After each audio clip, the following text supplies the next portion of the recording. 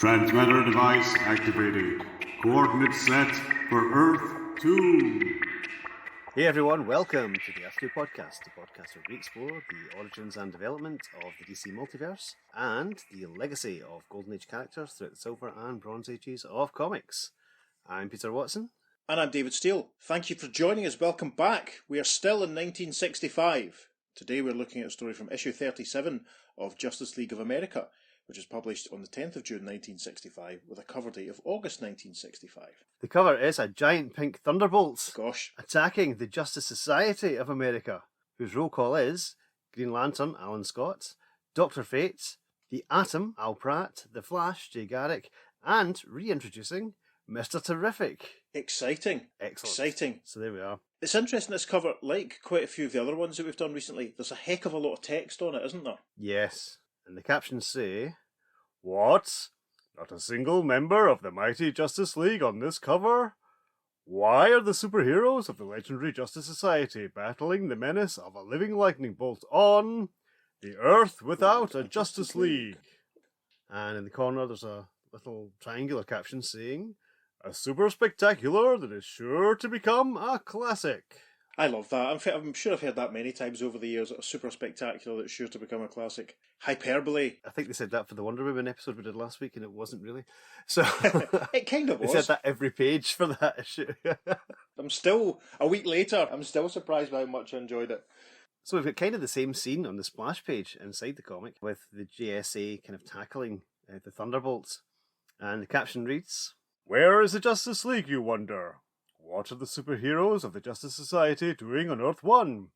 Why are they fighting the Magnesian Hex Thunderbolt of their fellow member Johnny Thunder? For the answers to these questions, startling and stunning as they are, read on. And brace yourself for the amazing and astounding situation that has developed on the Earth without a Justice League." It's interesting, the splash panel has Hawkman, who's not on the cover. Ah, true, yes. We should probably say the cover's apparently by Mike Sikowski, I think it's by Murphy Anderson. I do like the cover. And I'll probably have my usual moans about Mike Sikowski's interior artwork as we go on. But anyway, yes, so we have a tiny little box at the bottom which has the roll call of the Justice Society members who are in this story. From left to right, we have the little headshots of the Atom, Dr. Fate, Flash, Green Lantern, Hawkman, and Mr. Terrific. And there's a little asterisk with another caption box, and that caption box says, "Editor's note, since Earth 1 has been deprived of its Justice League, this issue's roll call consists of members from the Justice Society of America of Earth 2. Well. We've seen these characters before, apart from Mr. Terrific. So, David, tell us a bit about Mr. Terrific. Mr. Terrific, gee whiz. From a personal point of view, he's a real favourite character of mine. I first met Mr. Terrific in the 1979 Justice League Justice Society team-up story, and I think that was the first time you met him as well, wasn't it, Pete? Yep, that's true, yes. And it's a story we're both looking forward to covering. It's quite a way off, obviously, but we'll get there eventually. And Mr. Terrific, he's an interesting character because he doesn't actually have any superpowers beyond a really high intelligence, a photographic memory, and a kind of a natural affinity at having natural affinities, I think he's described in a later comic. He's the guy with fair play written on his tummy. And we've said a few times in the podcast how characters like Hourman and Starman and the Golden Age Starman all kind of got a second wind in the 90s when people like, James Robinson and Jeff Johns and Mark Waid and Matt Wagner got a hold of them. And Mr. Terrific's one of those as well. I mean, he's pretty obscure, even by Golden Age DC superhero standards. Yeah. He first appeared in issue 1 of Sensation Comics, which was the anthology title that Wonder Woman also appeared in. Mm-hmm. And he ran all the way from issue 1, which came out in November 1941, to issue 63, which came out in January of 1947, cover dated March 1947, and which is quite a good run compared to some of the other guys we've talked about, like Salman and Hourman. Uh-huh. And he also appeared for one issue only in All-Star Comics issue 24, when he kind of subbed in to the Justice Society, and there's also evidence that there was maybe plans for him to be in other stories. He basically subbed in. There was a period when All-American and National had kind of fallen out, so only All-American characters were appearing in All-Star Comics, and Terry was one of them. It's probably safe to say that in the 90s his profile was probably the highest it had been since the 40s, because he featured in a story of John Ostrando's Spectre series, which was really, really good. Very, very inspirational. Introduced the Michael Holt Mr. Terrific, who's still around to this day. But he was also featured in stuff like the Justice Society Returns crossover. He had a focus story written by Mark Waid during all that. He appeared in All-Star Comics 80-Page Giants, a lot of the JSA series, Justice Society Strange Adventures, The Liberty File. He appeared in that, which was an Elseworlds by Tony Harris. He's never quite been an A-lister, but it's clear, I think, that he has a lot of fans. The writers that did use him in the 90s and the noughties, they probably saw him in that issue of Justice League that came out in 1979, or else they saw him in one of the crowd scenes in All-Star Squadron and Young All-Stars, and thought, this guy's quite interesting, we can do a bit more with him, you know? Absolutely, yes. One of my moans about All-Star Squadron when we get to it is that Mr. Terrific, I think, has about 3 lines in the whole run. I don't think Roy Thomas must have liked him very much because he didn't use him, you know. Maybe if it continued in its original format, there might have been more stories for him. But that's true. Certainly nothing that we were aware of.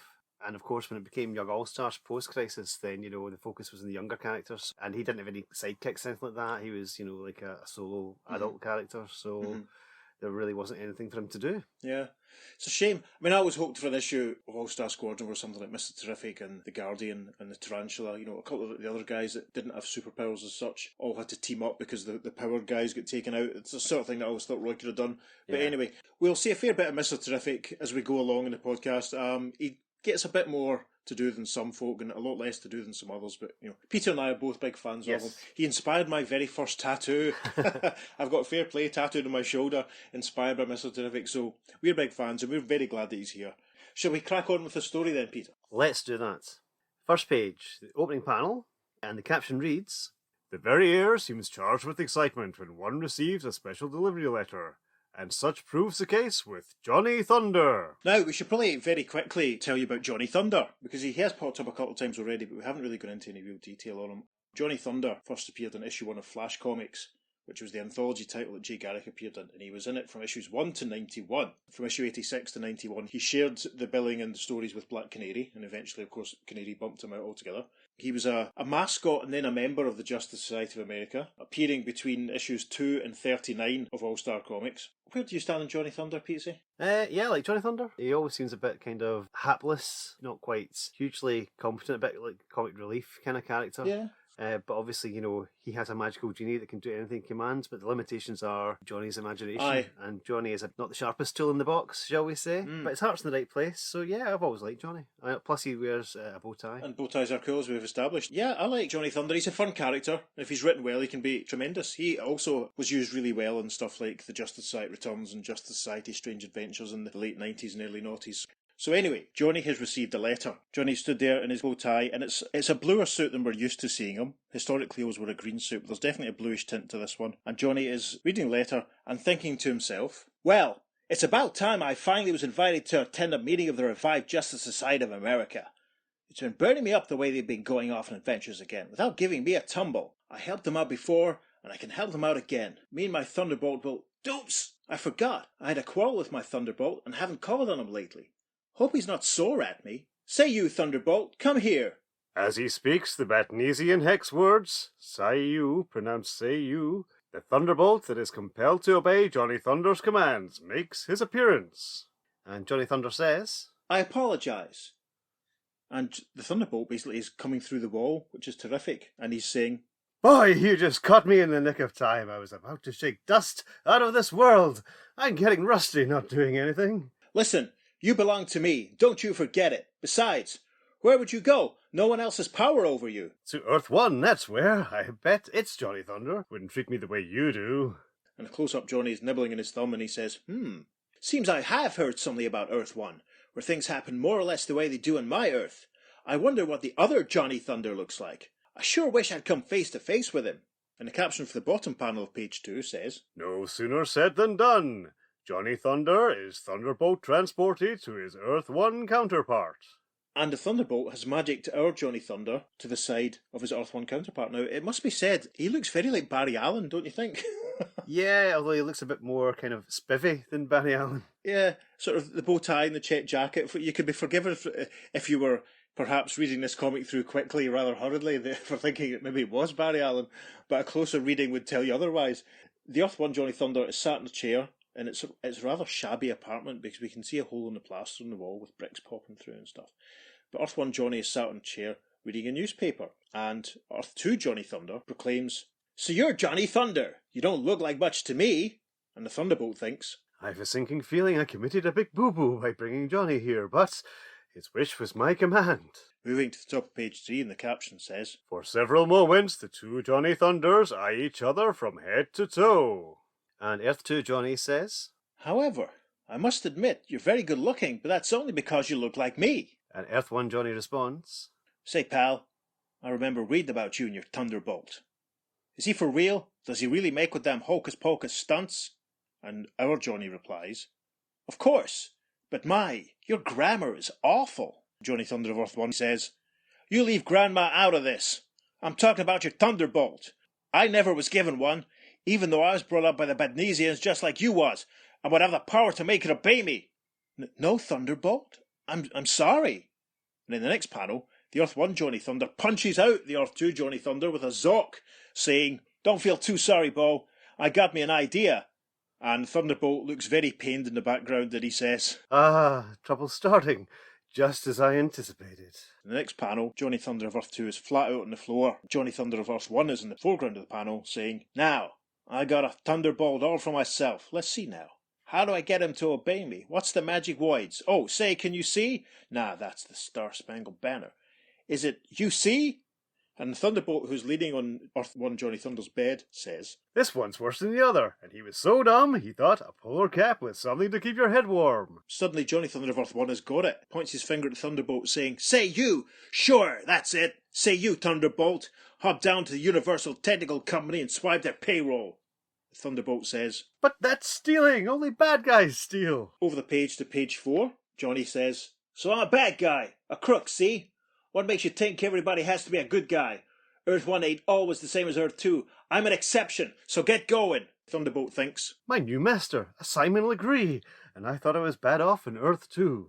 Now, do you know who Simon Legree is? No, tell me. He's from Uncle Tom's Cabin. He's a slave owner. Oh. And basically, if you refer to it as a Simon Legree, then you are a tyrannical slave driver. Interesting. It's something that's really dropped from modern day parlance, shall we say. So in the next panel, I think that last thought bubble from the Thunderbolt probably should have been out loud, because Johnny says, Never mind the comments, get the payroll. And Thunderbolt moves off, thinking, I wouldn't do this if I didn't have to, but orders is orders. The caption for the next panel says, Into the offices of the Universal Technical Company hop speeds the Badnesian bolts. And sure enough, we see the Thunderbolt. It just looks like an office sort of area. There's a typewriter on the desk, there's a couple of chairs and some notepads. And we see the Thunderbolt bouncing in, thinking to himself, Hop down, he said. My new master is sure tough on me. And sure enough, he is hopping. He's been hopping all the way there, because that's exactly what Johnny's command was. Hop down. Yeah. Caption for the next panel. Next instance. And Thunderbolt has bounced right into the safe, thinking, Oops, misjudged my speed. That's what comes from being out of practice. It's a giant clunk sound effect. It's very funny. He looks a bit sore, that's a shame. And then the caption for the next panel, quite excitingly, says, The metallic clang of that impact rouses the attention of Barry Flash Allen, on hand to get a special tool for his scientific research laboratory. Fantastic, yes, it's Barry Allen, and we can see him observing the Thunderbolt ripping the door off the safe, and Barry thinks to himself, A living lightning bolt, ripping off the doors of that safe. Caption for the next panel says, In split seconds, the young scientist disappears, and in his place... It's the Flash. Fantastic. The Flash zooms in, and behind the Thunderbolt, who's picking up flipping great wads of cash that he's lifting out of the safe, and the Flash is thinking, He looks familiar. Where did I see a character like that before? And on the top of page 5, the caption says, Lightning fast hands dart back and forth over the lightning light figure. Sure enough, we see it's almost like Barry's playing patty cake on Thunderbolt's back, and Thunderbolt's dropping some of the money, and he says, Hey, Flash, cut that out. Don't you know me? And Flash says, Suppose you tell me. Caption for the next panel says, Then, as the Flash spins the safe cracker into whirlwind motion... This is a great panel. We can see the safe door lying on the floor, the office equipment all over the place. And Barry is running in a circle around the Thunderbolt. There's money flying everywhere. And the Thunderbolt is saying, I'm Johnny Thunder's famous Thunderbolt. You must have heard about me. And as Barry circles the Thunderbolt at great speed, he says, Sure, that's it. I read about you in the old Flash comics and the Johnny Thunder stories that took place on Earth 2. What are you doing here, robbing a safe? Caption for the next panel. At that moment, an impatient Johnny Thunder shouts a command. And we're back with the Johnny Thunder of Earth 1, and he's looking at a little alarm clock on a shelf which is now saying 4:05, and he says, What's keeping the Thunderbolt? He should have been back here by now. If he's up to any tricks, I'll... Say you, Thunderbolt, come here at once. Caption for the next panel. Forced to obey, the Magnesian bolt appears. Yep, Thunderbolt's back and he says, Lucky for you, you called me back just then. The Flash was about to learn what you're up to. And Johnny says, The Flash? Oh no, I never counted on that. And he continues in close-up. The Justice League's bound to get after me sooner or later. I'm not sure the T-Ball can take on all those superheroes and beat them. No one has before. If only they wasn't around. Wait, I got it. He's pointing his finger up as if he's been inspired in the next panel, and he says, I know what to do so the JLA can't bother me, ever. And in close-up, the Thunderbolt is thinking, whew, that whirl around Flash gave me made me dizzy. That's great, actually. The Thunderbolt expression is fantastic. He really does look uncomfortable. So we're over the page now to the top of page 6, and Johnny says, Say you, now hear this. Go back in time and do whatever you have to do to prevent the Justice League from ever becoming superheroes. And the Thunderbolt salutes, saying, Aye aye, mon capitan. Brilliant.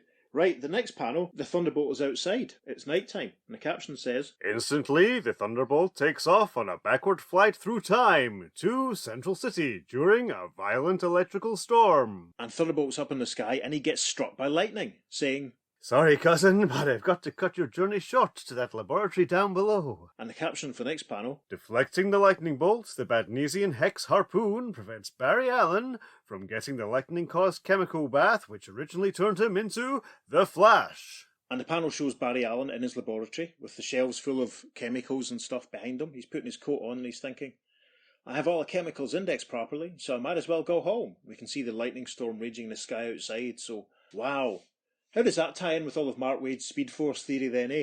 Anyway, the caption for the next panel says, Outward, into space and time, darts the Thunderbolt to the planet Krypton, where... We see the Thunderbolt flying through space, past a flaring red sun, it must be said, and he thinks to himself, When Krypton exploded, the Superman-to-be was rocketed away from his native planet in a spaceship while still a baby. But by changing the fissionable uranium core of the planet Krypton into lead, I'll prevent that explosion. Then Super Baby won't leave home and Superman will never exist on Earth. Wow, that's huge.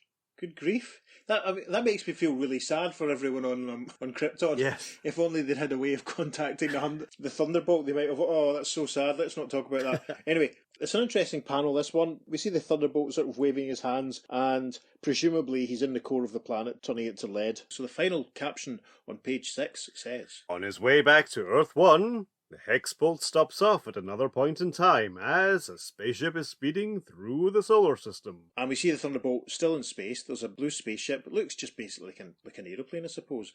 And the Thunderbolt is intercepting a sort of yellow flash of lightning sort of effect. And he's thinking, By preventing that deadly yellow radiation from stunning a bin sewer, he will be able to pull out of his dive and never crash on Earth. wow. So, over the page to page 7, we see the spaceship flying off on its journey, and the Thunderbolt thinks, There he goes. Still the Green Lantern of this space sector. Test pilot Hal Jordan has missed his chance to become Green Lantern. man, the implications of all this are a little bit too much for me to take, I can't lie. Anyway, right, so the caption for the next panel, Onward into space-time races the Thunderbolt to shatter a white dwarf star fragment that would otherwise have fallen into an Ivy Town meadow. quite a simple panel, just showing the Thunderbolt punching the white dwarf star fragment into pieces and a little burst of energy all around it, and he's thinking, I'll smash it to space dust, thus preventing Ray Palmer from using it to make himself the world's smallest superhero, the Atom. wow, right. The caption for the next panel. Back to Earth, he hurtles again to that critical moment when Dr. Erdl is about to activate his robot brain invention. And we see the Thunderbolt inside Dr. Erdl's laboratory. There's equipment banks on either side.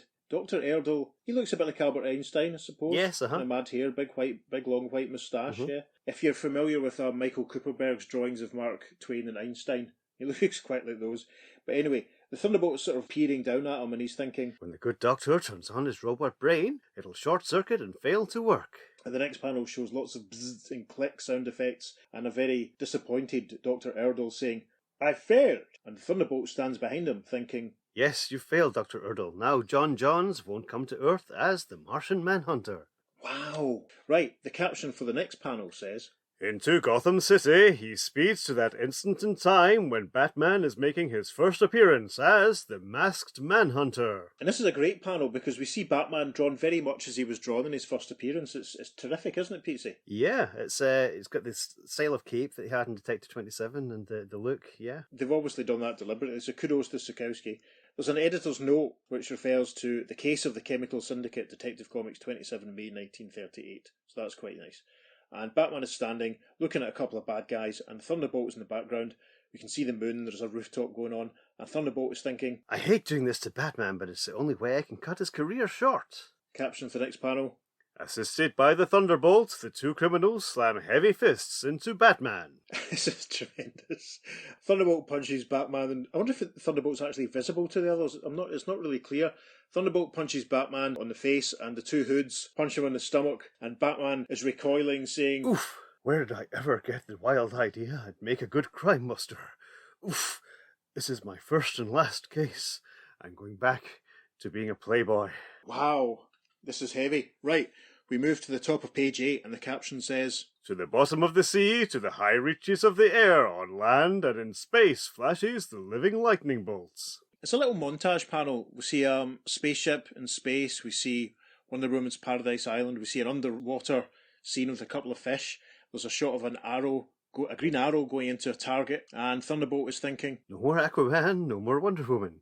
No more Green Arrow, no more Hawkman. I've wiped out the Justice League by preventing its superhero members from coming into existence. So, the Thunderbolt returns to Johnny Thunder's apartment, and the caption says, When he returns to make his report, and very pained Thunderbolt with his hand up to his forehead says, Mission accomplished, but please, no more jobs like that. I'm exhausted.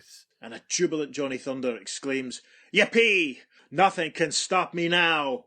And Thunderbolt says, You realise, of course, since there are no more superpowered crime fighters here, this Earth has been altered. Johnny punches his palm with his fist, saying, Okay, so I'll call it Earth A for alternate, and man, am I ever gonna get rich with your help? Story continues on third page falling. Right, let's pause for a second Yes. here. It's a while since I've read the first appearance of the Martian Manhunter or his origin, but Dr. Erdl died, didn't he? I believe he did, yes. Yes, so, I mean that's one difference for a start, but I love the fact that Thunderbolt is intimately aware of the details and the origin of the origins of every single member of the Justice League. It's magic.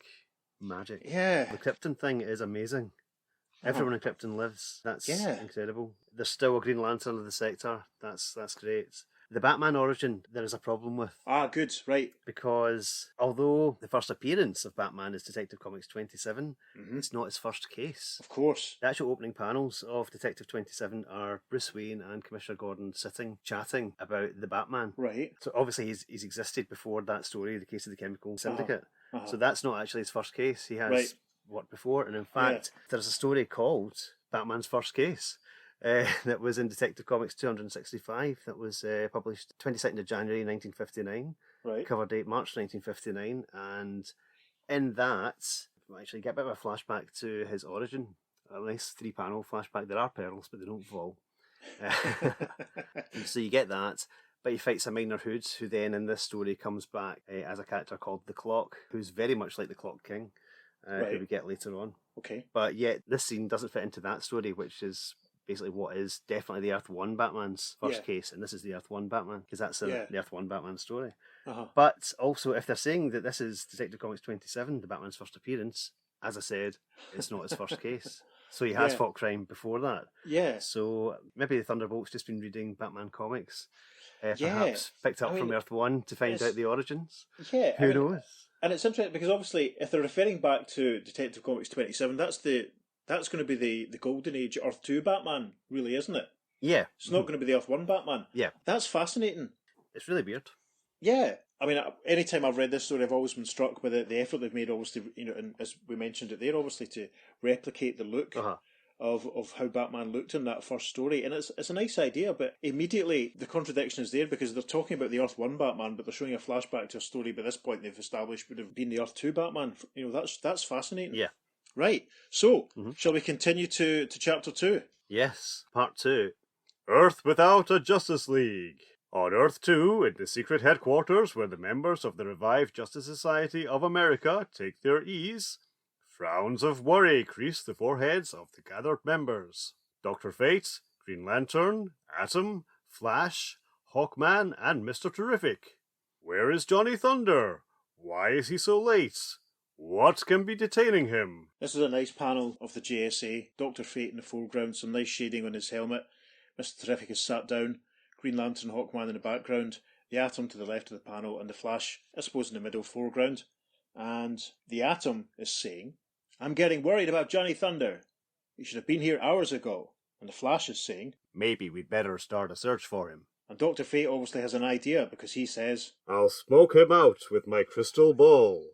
And the caption for the next panel says, "In that section of the clubhouse where he keeps a spare crystal ball, Dr. Fate charges it with magical power." He keeps a spare crystal ball. Fantastic. Right, so we then see in the next panel Dr. Fate, Green Lantern, the rest of the JSA standing round this large crystal ball which is on the floor. Dr. Fate is gesturing, and it's his magical lightning bolts that we're so used to now. And he's saying, "A cloudy crystal ball. It means Johnny Thunder is nowhere on Earth." And the Atom says, "That only deepens the mystery." Deep in thought there, the Atom there, stroking his chin. So the caption for the next panel says, "Suddenly, the Magic Master gestures at a glowing, jagged line of force in the crystal ball." And through the fog in the crystal ball, we see a pink lightning bolt. I wonder who that could be. And Dr. Fate declares, "Look, my magic has contacted a trail of ionized air in our atmosphere, related to Johnny Thunder, because it is made by his thunderbolt." And at the top of page 10, the JSA in conference, and Dr. Fate says, "By the spirits, the trail leads into Earth 1. And Alan Scott, Green Lantern, says, "Why should he go there when he's expected here?" And the Flash says, "That's our Johnny. You know him, Green Lantern, and his wacky way of doing things." And Mr. Terrific says, Mr. Terrific, with his first line of dialogue since 1947, says, "Close in on him, Dr. Fate. Let's see what he's up to."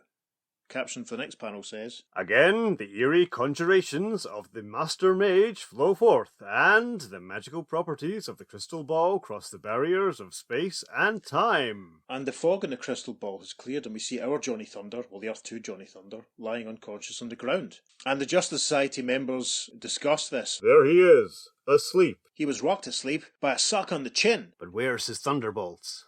And the caption for the next panel, "Focusing in on the thunderbolts, the Justice Society members see..." and this is a great panel. Johnny Thunder he's got a little squad together of crooks and ne'er-do-wells. They look a right shady bunch, don't they, Petesy? They look very much like Steve Ditko hoods from early Spider-Man issues, with thin moustaches, hats and pinstripe suits. Yeah. Right, oh God, right shady. One guy's got a sort of derby, he's got a flower on his lapel. There's another guy in a striped suit with a bow tie and a black hat. Mm-hmm. There's another guy who looks a little bit like Richard Nixon, wearing a black suit and a red tie. And there's another guy who's, the printing in my copy of issue 37 is shocking here. Half this guy's face is obscured by a big ink splot. Yeah, it's same in mine. Is it? Right, cool. Mm-hmm. There's half a dozen baddies altogether. And they're obviously in Johnny's apartment still. We can see the cracked plaster around the window frame. Thunderbolt in the background being very disapproving. And the Earth 1 Johnny Thunder is saying, "Okay, gang, let's get out of here and rob. Remember, you got nothing to worry about now that there ain't no more superheroes on Earth. Best of all, we got the T-Bolt to help us." I must admit, I love how Johnny's positioned in that panel. He looks like a minor mafioso, sort of. Yes, you know, he's got yes, his shrugged shoulders and the "what you gonna do?" So like, yeah. Him, you know, it's very much like a wannabe hood. I absolutely, yeah, definitely. He looks a bit like Leonardo DiCaprio in this panel, don't you think? That's a bit, yeah, I can see that. Yeah, it's Leonardo DiCaprio playing a gangster. Maybe that's who I should have played him as. Look forward to a photograph of Leonardo DiCaprio on our Twitter feed at some point, listeners. So the frame shifts back to the Justice Society, and the caption for the next panel says, "Incredulous eyes lift from the crystal ball." And the Atom says, "Did I hear right? No superheroes? No Atom? No Green Lantern? No Justice League?" And Hawkman says, "Fellow members, a new case has been tossed into our lap, and on our way to look for our friends, we'll stop that crooked Johnny Thunder and the Thunderbolt from committing that robbery." And Green Lantern says, "The real Johnny Thunder can wait. He's in no imminent danger."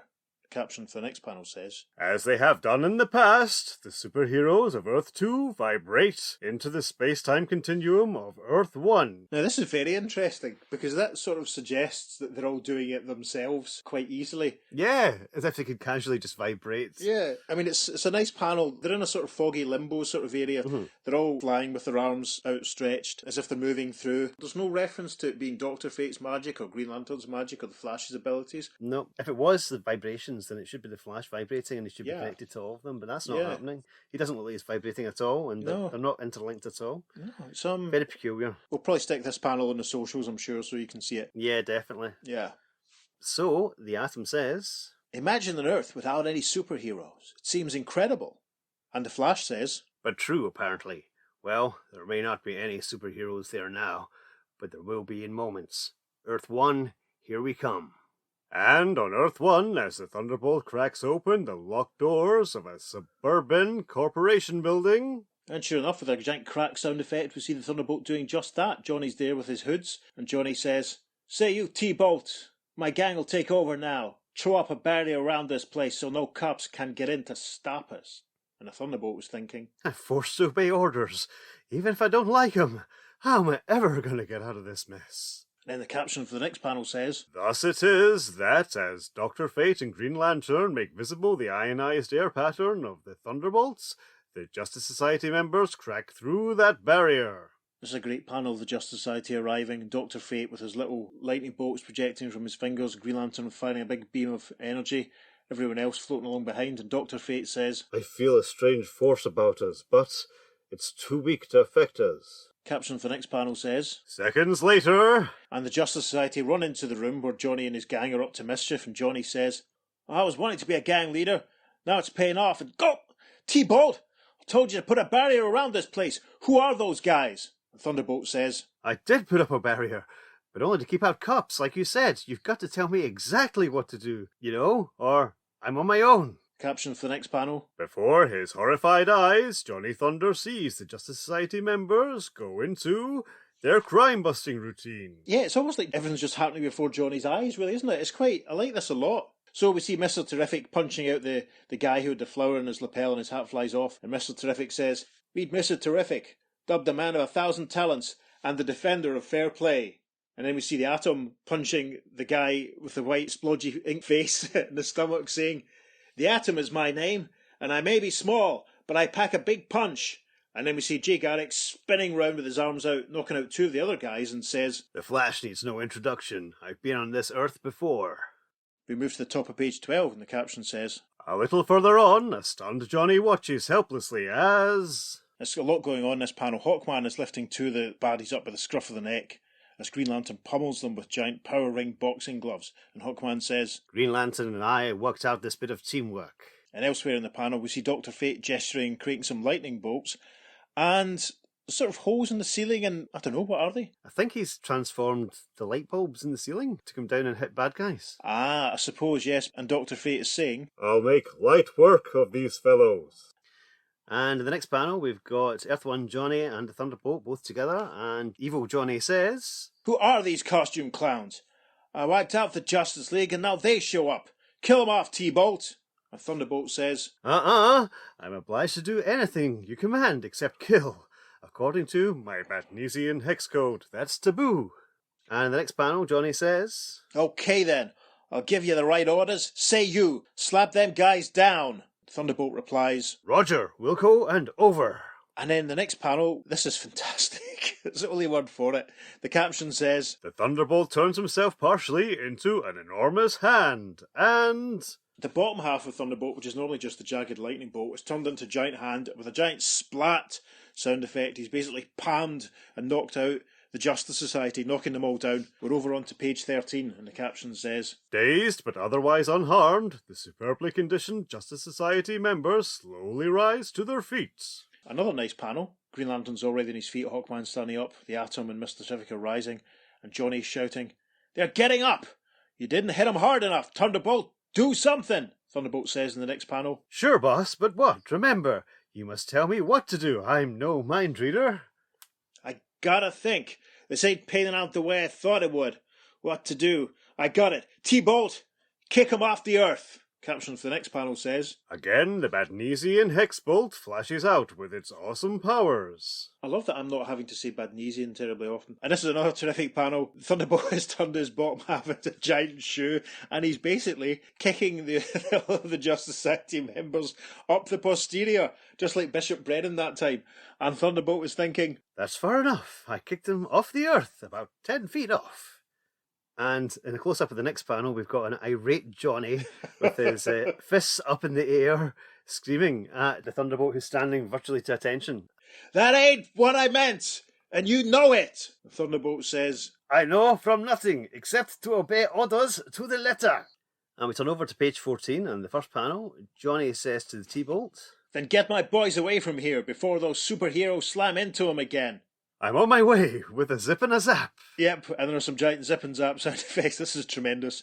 Johnny's hood's all lying on the ground in the back of the panel. The caption for the next panel says, Meanwhile, Dr. Fate is sending out bolts of his Chaldean magic to protect his fellow Justice Society members. We see Dr. Fate gesturing with his little magic lightning bolts. We see everyone else behind him, and Dr. Fate is thinking, The Thunderbolt coming at us again, but it's in for a shocking surprise.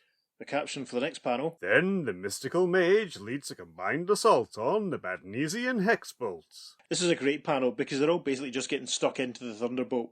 Green Lantern is zapping him with a blast from his power ring. Dr. Fate is zapping him with some magical lightning bolts. Hawkman's coming down with his mace. Flash and Mr. Terrific are getting stuck in, and the Atom's punching Thunderbolt in the face. And Dr. Fate is saying, Protected by a magical sheathing, you can now fight on even terms with that fugitive from a thunderstorm. And Thunderbolt is yelling, Yay! Hey, Thunder, bail me out of this uneven fight. And the next panel, Johnny says, Come back, Thunderbolt! Get me and you out of here! Thunderbolt, zooming away from the Justice Society, says, Phew, that's a relief. It's the most sensible order you've given me all day. Caption for the next panel says, So swiftly does the Hexbolt execute his orders that the superheroes mysteriously find themselves alone with their prisoners. After questioning them... And we see the hoods on the left of the panel all looking quite sort of beaten up and quite unhappy. And the Atom is saying, These crooks claim there never has been an Atom or Flash or Green Lantern on this Earth. Dr. Fate says, Then, what happened to them, Atom? My crystal ball showed us Earth 1, and we know that the Justice League used to exist here. Top of page 15, and in close-up it's Mr. Terrific and Hawkman. And Mr. Terrific says, The Johnny Thunder of this Earth must know the answer to the mystery. And Hawkman says, He and the Earth 2 Thunderbolts he's gained control of. Now hang on a second. Look at Hawkman in that panel. Do you not think it looks very much like Don Heck's artwork? It doesn't look like Sikowski. I mean, compare the way the two faces are drawn. They look completely different, don't they? Yeah. Hawkman looks much better, for want of a better way of putting it, than Mr. Terrific. That's weird. So we move to the second panel, page 15, which shows the Flash, Dr. Fate and the Atom, and the Flash says, I suggest while some of us turn these crooks over to the police, others visit Barry Allen, Hal Jordan, Ray Palmer, to try and discover what happened. And Dr. Fate says, I'll see what I can do about reviving our Johnny Thunder. So we have a slow dissolve in the next panel. Sure enough, Jay Garrick's Earth 2 Flash is visiting Barry Allen's Flash at his laboratory, and indeed the caption says, Shortly, in a police research laboratory. And Barry Allen says, Me, the Flash, the fastest man on Earth? You must be putting me on. My fiancée Iris West always keeps calling me the slowest man on Earth. And the caption for the next panel. And in a Ferris Aircraft Company hangar. And we see Hal Jordan in full flight suit regalia. There's an airplane behind him. And he's saying to the Alan Scott Green Lantern, I've never heard of a power ring, or of anyone named Abin Sur. I'm a test pilot, not a Green Lantern.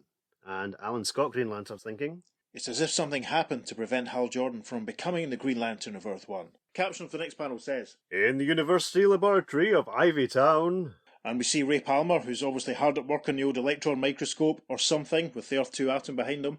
And Ray is saying, I wish I could. I've been working on compression of matter, but never got anywhere with it. In the caption for the next panel, And in Johnny Thunder's boarding house room. Dr. Fate is casting a spell over Johnny Thunder. And he's saying, The Thunderbolts must have put our Johnny in a coma. And since his magic has been accomplished, I can't nullify it and bring Johnny out of it. The only way to do that is to capture the other Johnny Thunder and the Thunderbolt. And now we're over the page to the top of page 16. Caption says, At an agreed-upon rendezvous, the former, now barren headquarters of the Justice League, The Justice Society members make their reports. Yeah, they're in the caves. Terrific. Dr. Fate is saying, It's clear now what's happened. By preventing any superpowered heroes from coming into existence, this has been turned into an alternate Earth. And the Atom says, but what part did the Thunderbolt and that crook Johnny Thunder play in this? Then the Flash says in the next panel, that's what we have to find out by pretending to be Justice League members. When Johnny Thunder sees him come back to life, he may be so startled by our unexpected appearance, he'll blurt out the truth. And Dr. Fate says, good idea, Flash, but which of us will be what member of the Justice League? And in the next panel, left to right, the Atom is saying, I'll be my namesake, the Atom, with Green Lantern's help. And Green Lantern says, will Power Ring do, Atom? And I'll be Green Lantern, of course. And the Flash says, with my super speed, it'll be easy to masquerade as the Flash. And Mr. Terrific says, I'm terrific enough to act as Batman. And Hawkman says, a skin change to green and I'll impersonate the Martian Manhunter. oh, that's amazing. That's my favourite. The first three guys are like, yeah, I'll be the guy that I've either got the same name as or my powers are quite close to. And Mr. Terrific's like, yeah, it's dead. I'll just put a cape on and be okay. And then Hawkman's like, yes, I'll be painted green. Poor Hawkman. And Dr. Fate concludes this panel by saying, I'll wake like Superman. My magic will enable me to approximate his superpowers. Little tiny caption says, story continues the next page. There's an advert for Tootsie Pops, which is nice. So we move to page 17. Big caption says, Earth Without a Justice League, Part 3. As the mystical might of Green Lantern's power ring flares to mingle with the magical wizardries of Dr. Fate, an eldritch change comes over the members of the Justice Society of America. Fading away are their superhero identities of Earth 2. Appearing in their stead are the missing members of the Justice League of Earth 1. So this is a great panel. The background essentially of the panel shows the JSA members sort of fading out. In the foreground of the panel, we see the recognisable JLA members. So as Alan Scott fades out in the background, Hal Jordan's in front of him. We can see that the Hal Jordan Green Lantern is using his power ring, and we see the Ray Palmer Atom in front of the Al Pratt Atom. We see Batman in front of Mr. Terrific. We see Martian Manhunter in front of Hawkman, Barry Allen Flash in front of Jay Garrick, and Superman in front of Dr. Fate. So the first guy to speak is Mr. Terrific as Batman, who says, let's get going. And then Hawkman as Martian Manhunter says, where do we find Johnny Thunder and his Thunderbolt? And then finally Dr. Fate as Superman says, I'll find them with my magical telescopic vision. Terrific. Cut back to Johnny Thunder and the caption says, in his hideout, the criminal Johnny Thunder is bemoaning his sorry fate. just my luck to have a bunch of superheroes show up on Earth after I'd gotten rid of the Justice League. Say you, T-Bolt, where are those characters anyway?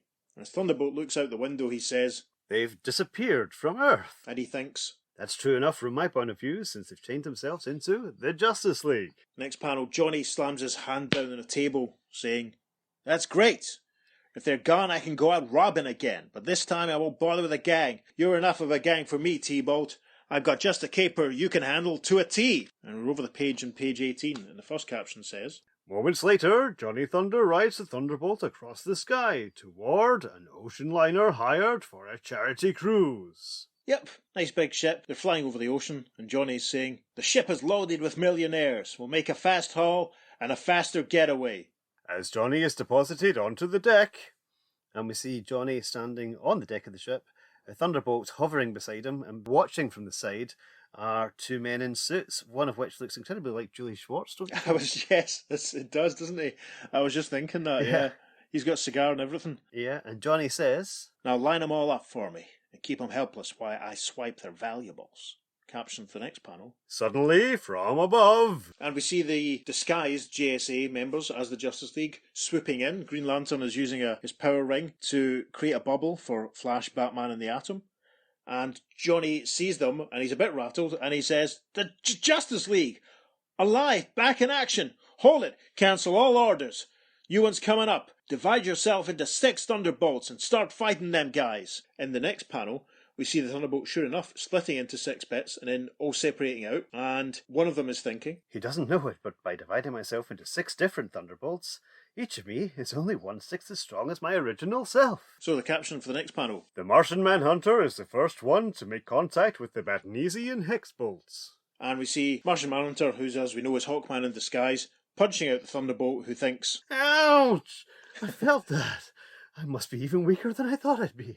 So over the page to page 19, and we see Dr. Fate as Superman attacking another Thunderbolt. The caption says, Superman dives like a cannonball, gripping and carrying his Thunderbolt towards the ship's massive anchor. And as they zoom towards it, Thunderbolt was thinking, the impact won't hurt the Man of Steel, but it'll just about flatten me. In the next panel, we see Batman, Mr. Terrific in disguise, grabbing a Thunderbolt and bearing him towards the ship's swimming pool. The caption says, while Batman makes one of his patented flying tackles. So they're falling towards the water, and Thunderbolt thinks, when he hits that water, short circuits. And the caption for the next panel says, simultaneously, the Scarlet Speedster forces his opponent downward with feet that drum with accelerating power. And this is great because it basically looks like the Flash is running on the spot on the Thunderbolt's head.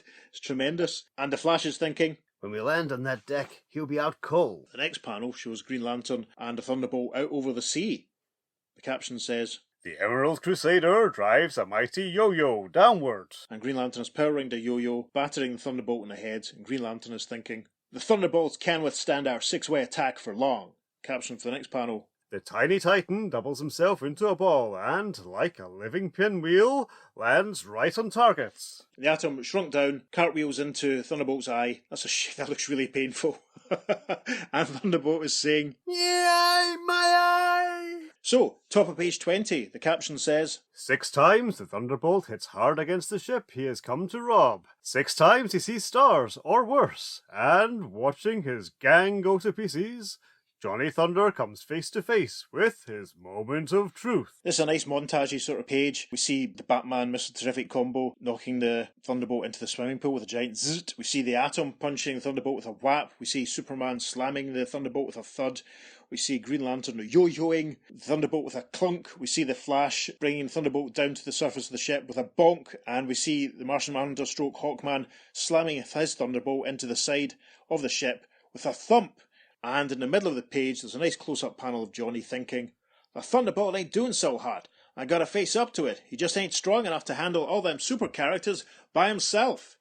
Over the page to page 21, following an 80-page giant Jimmy Olsen being advertised. I'm sure we've seen already. So the top of page 21, the caption says, still under his master's orders, the Batnesian Hexbolt fights back desperately.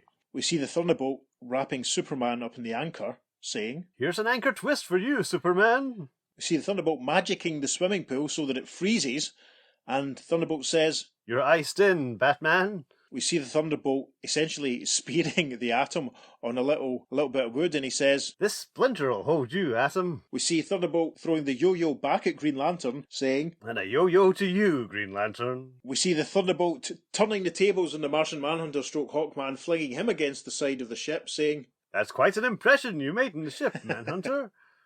Terrific. And then the final little bit in this little montage, we see the Thunderbolt spinning the Flash round on his axis, saying, top this, Flash. Wonderful. The next caption on page 21 says, but his success is only momentary as the superstars strike back. Yeah, Superman bursts out the anchor, knocking the Thunderbolt flying. Batman bursts out the ice and throws a bit of ice at the Thunderbolt. The Atom punches back. Green Lantern throws the yo-yo back again at the Thunderbolt. Martian Manhunter strikes Thunderbolt another blow, and the Flash is doing a whoosh whoosh thing with his fists, taking out the Thunderbolt. And there's a nice inset panel of a very annoyed Johnny who's saying, man, he's had it! Say you T-Bolt, join yourself together again and let's beat it away from here. Over to page 22. As the Thunderbolt streaks across the sky, we see the Thunderbolt flying along with Johnny on his back. Johnny says, they looked like and acted like the Justice League. Were they really them? If not, who were they?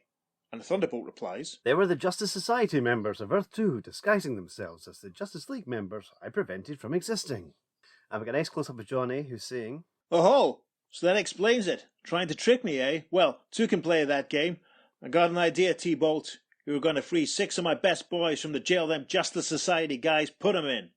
The caption for the next panel says, as the Hexbolt deposits his Earth 1 boss in his boarding house. It's quite a cramped panel here. We see Johnny through the window inside his building, and Thunderbolt's flying off, and Johnny's saying, then take the 6 of them back in time to the point where the original JLA members became super. But this time, substitute my boys in their place. Hurry it up, before the Justice Society tracks me down here. And Thunderbolt says as he flies off, since I'm travelling in time, I'll be back in no time at all. So the caption for the next panel says, So it is that Race Morrison and not Barry Allen gains the super speed of the Flash, as it is Barney Judson who becomes this ice-shrinking atom. and this panel shows a guy with dark hair, not Barry Allen, being struck by lightning and splashed with the chemicals. And then there's another guy who's sort of circled by the atom's little atomic reducing effect going on. It's clearly not Ray Palmer. The caption for the next panel, this panel really makes me laugh. The caption of the next panel says, Eddie Orson is gifted with the powers of the Martian Manhunter. Ripper Jones is substituted for Superman. Bill Gore is turned into Batman, and Monk Loomis wins the right to become Green Lantern. Wins the right to become Green Lantern, as if it's a reality TV show. yeah, this is a great panel because there's a slightly dodgy looking Martian Manhunter who's obviously not Martian Manhunter, then a shady guy who's in a Superman costume. Monk Loomis, it must be said, does have a slight resemblance to Power Ring. Yes. From the Crime Syndicate. But at the foreground of this panel, we have a very dodgy looking, unshaven guy in Batman's mask. So amazing. We'll talk about this when we get to the end. So top of page 23, the caption says, When the Thunderbolt returns, Johnny Thunder is surrounded by a super gangster Justice League. and we see the dodgy Martian Manhunter, the dodgy Superman, the Monk Loomis dodgy Green Lantern, the unshaven Batman, the Flash, who now has a very neat moustache. These are basically the same baddies, I think, that we saw earlier on. The Atom is standing on the Flash's shoulder. And Johnny is saying to the group, remember, you take your orders from me, see, or I'll wipe you out. When them JSA guys show up here, fight them with your superpowers, and trounce them good. And Thunderbolt says, Here they come now. I love the gesture Thunderbolt's doing, just like a wee thumbing out the window, casually. Caption for the next panel. Shortly, the Justice Society members, still posing as Justice League superheroes, thunder into Johnny Thunder's hideout. Sure enough, they burst the door off the hinges. I love the detail again of the cracked plaster on the wall. It's tremendous. So the ersatz JLA has burst through the door and Green Lantern says, the Justice League! And the Flash says, No, they're dressed like the JLA, but they're not. And Johnny Thunder says, correct! This is my Justice League. Bad guys, each and every one of them, I'm happy to say. Moreover, I know you're not the real Justice League either. I stopped them from ever getting started. Instead of them, I had my own gang become superheroes, as you can see. I'm going to make you sorry you ever began meddling in my affairs. It's a great panel of Johnny standing between the two assembled Justice Leagues.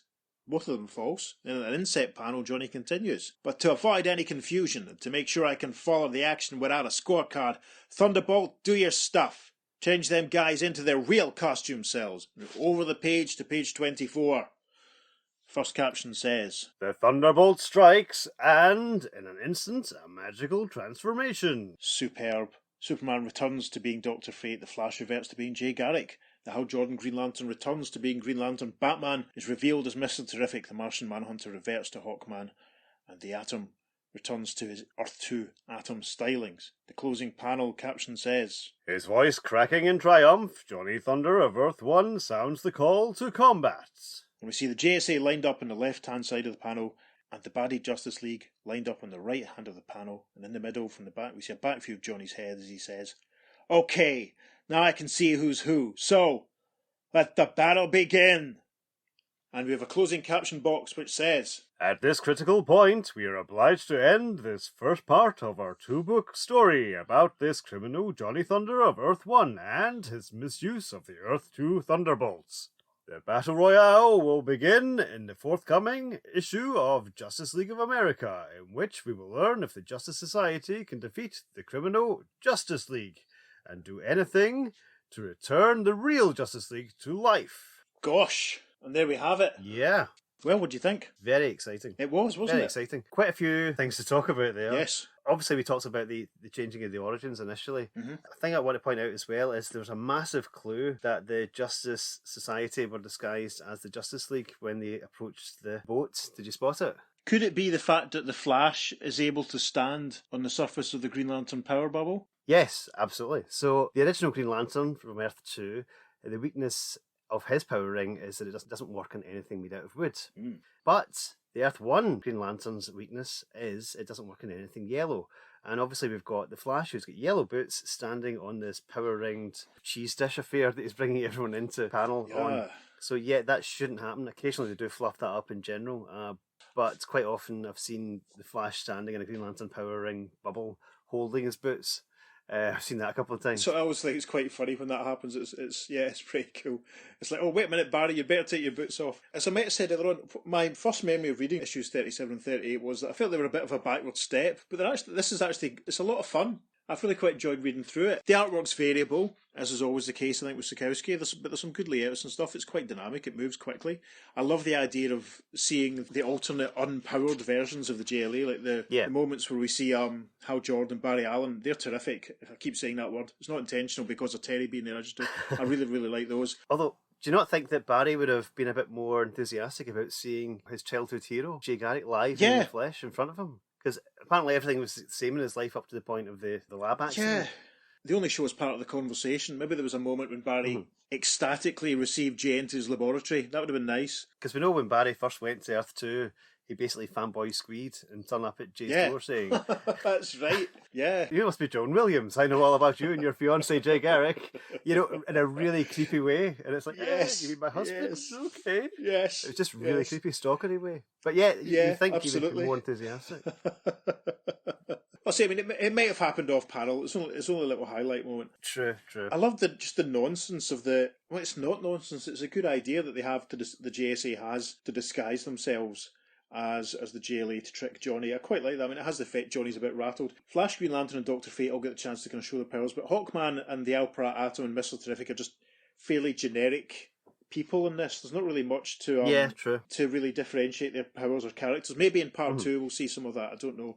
As I said already, I enjoyed this much more than I did when I read it previously. I think at the time I must have thought, oh, this is a bit childish and silly. And I suppose it is a bit childish and silly, but more than anything else, it's fun. Yeah. It was an enjoyable little, to use a phrase that I don't like, it's an enjoyable little romp. Shall we take a look at the new Justice League Origins? Try and figure this out. Let's do that. We've got Race Morrison being hit by the lightning bolt in front of the chemicals, getting the powers of the Flash. That makes sense. That's okay. Isn't Race a brilliant first name for someone who's going to become the Flash? Absolutely, yes. Love that. That's cool. I love that indeed. So I wonder if maybe the Thunderbolt maybe just grabbed Race Morrison and took him to the laboratory and engineered the lightning bolt or something. That's fairly straightforward. Switched their places at the last minute, maybe. Yeah, something like that, yeah. But the next one, Barney Judson becomes the Atom. Now, Ray's a scientist who discovered the white dwarf matter, crafted it, used it to make a costume, made size controls to affect his mass and size, and this is just a hood. Just an ordinary hoodlum. So how does that work? It's interesting. The hoodlum's kind of... He does look a bit like Ray. When Al Pratt Atom visits Ray Palmer Atom talks about having been doing the work.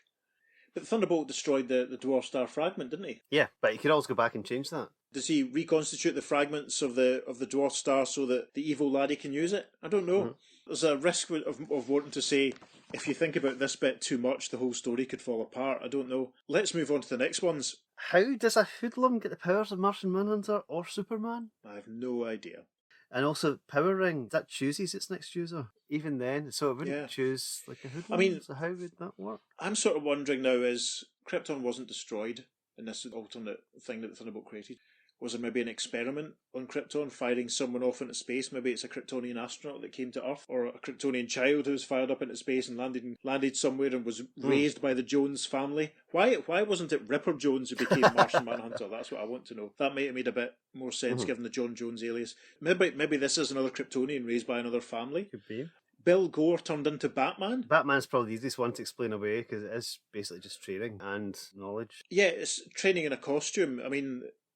Is it possible, though, that the Thunderbolt tweaked it so that a guy called Bill Gore's parents were killed and Bill Gore was inspired to become Batman, but to do it evilly, to become more... I don't know. The Green Lantern one's tricky because, as you say, you don't earn the right. The ring gets passed on, unless there's a story that we haven't seen where he was the closest person. But then Green Lantern wouldn't be able to operate as... he couldn't operate as a baddie. Could he have been put near Abin Sur and then... stole the ring from him or something? I don't know. I think the only way that this works is if the Thunderbolt has just magically created the powers and bestowed it upon the gangsters. Apart from, you see the Flash origin there, that's the only one we actually see an origin for, which that makes sense. But he could magically bestow the other powers to the other four. I mean, putting Batman aside just now, because as I said, he's still human.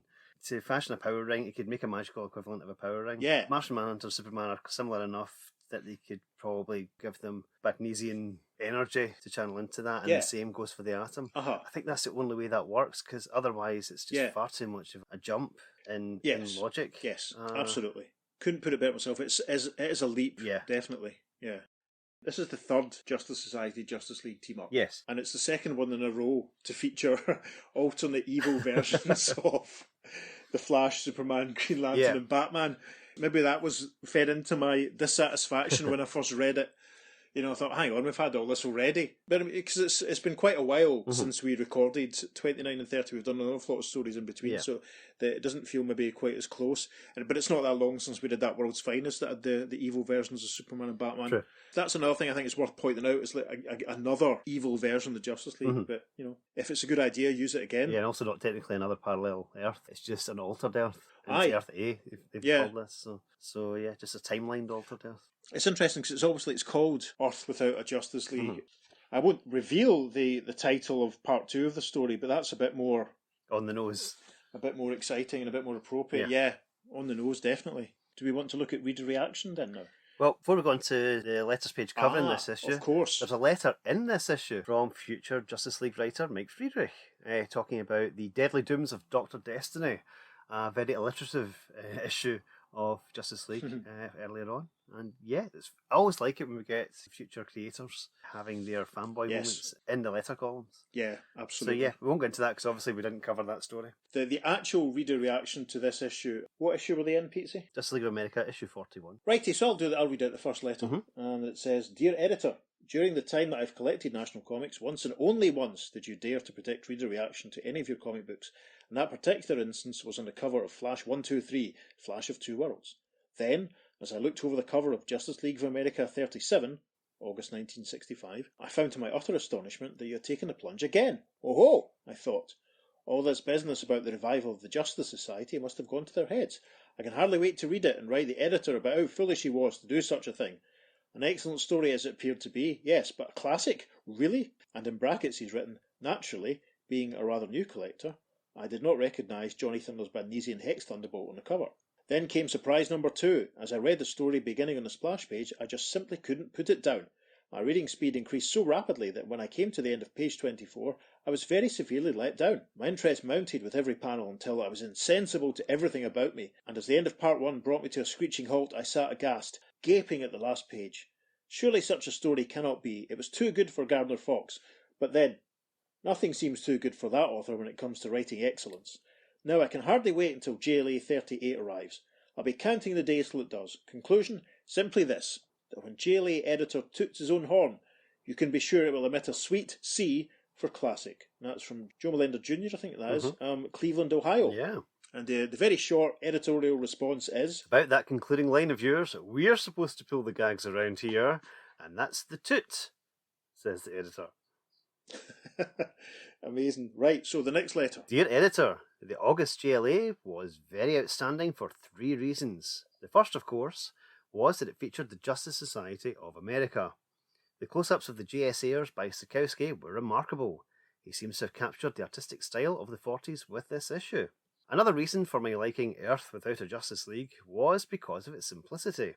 It did not go too far on the scientific angle, and this bettered its story content. In fact, the past few issues of the JLA have been far better than the earlier scientific slanted ones for this reason.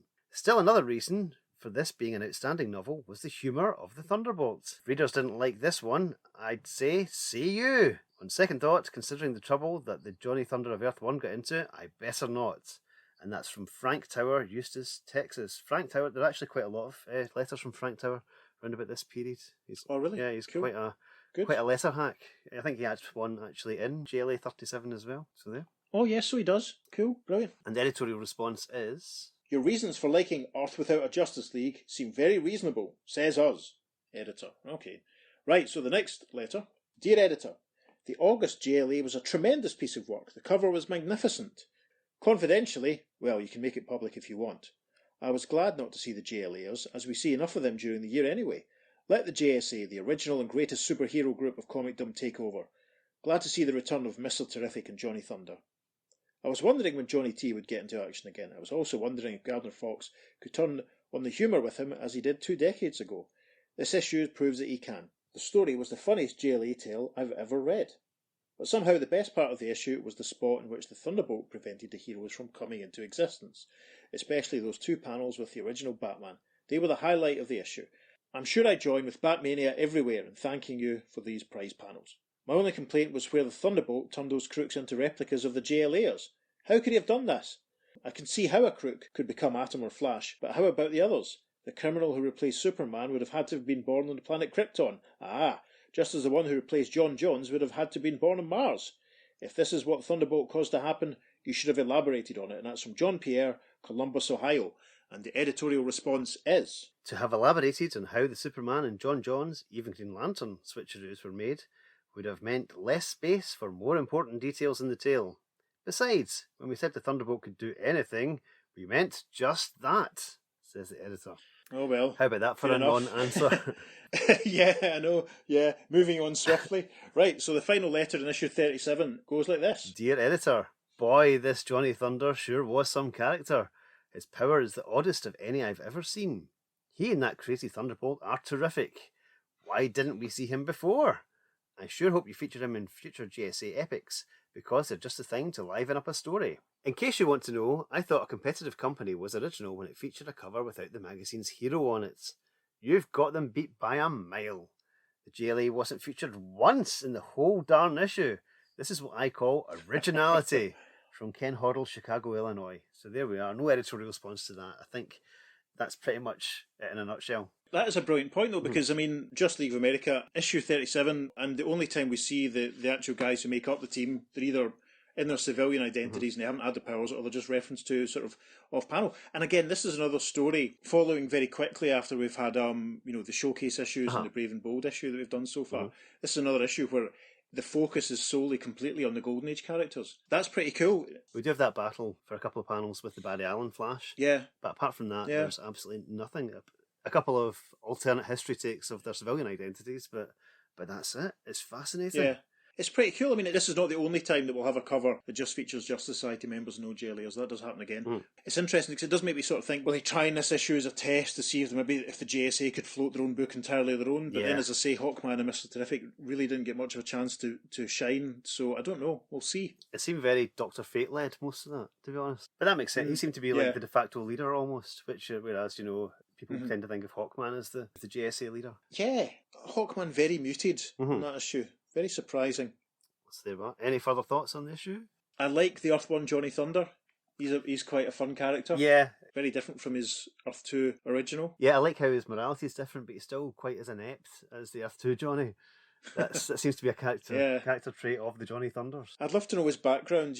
Is he also the seventh son of a seventh son and all that sort of stuff? I'm sure he is. No, it sounds like it. He did say he was raised by the Magnesians, so yes, it seems to be that it's pretty much similar. Yeah. But he just didn't end up with the Thunderbolt. And obviously he's got the ability to command the Thunderbolt, so he probably is in the same position. Makes you wonder then, is there someone else on Earth 1 who has the Thunderbolt and chooses not to be so public about it? Or maybe there isn't anyone else on Earth. But more questions than we have answers, I suppose. That's true. Anyway. Some of these things may be answered in the very next issue. Oh, I wonder. Yeah. You'll have to tune in to find out. Indeed. That's our thoughts on the issue. What are yours? Please get in touch with us. You can email us at the-F2podcast@gmail.com. Make sure you follow us on Facebook.